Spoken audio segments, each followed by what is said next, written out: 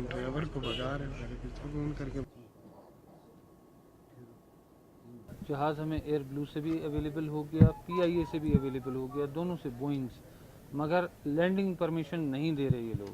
کہتے ہیں کہ اتنے بڑے جہاز وہاں لینڈ نہیں کر سکتے, مگر ماضی میں تو وہاں وزیر اعلیٰ یا گورنر کے جیٹ طیارے تو لینڈ کرتے تھے, مگر اس کے لیے یہ لوگ پرمیشن نہیں دے رہے ہیں. تو مجبوراً کیونکہ کافی وقت گزر چکا ہے تو ہم ہیلی لے کے ان کو ڈائریکٹ ڈیرہ بگٹی یہاں سے لے جایا جائے گا. یہ حکومت نے آپ کو ہیلی کاپٹر آفر کیے ہیں؟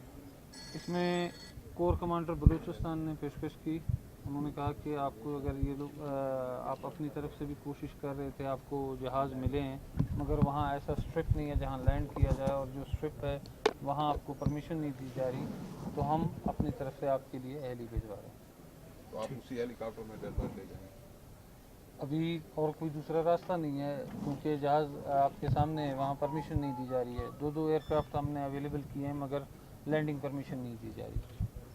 اور سی ایم صاحب کے پاس جو پلین ہے غالباً وہ کہتے ہیں شاید مصروف ہے کہیں, اور گورنر صاحب بھی اپنا یوز کر رہے ہیں.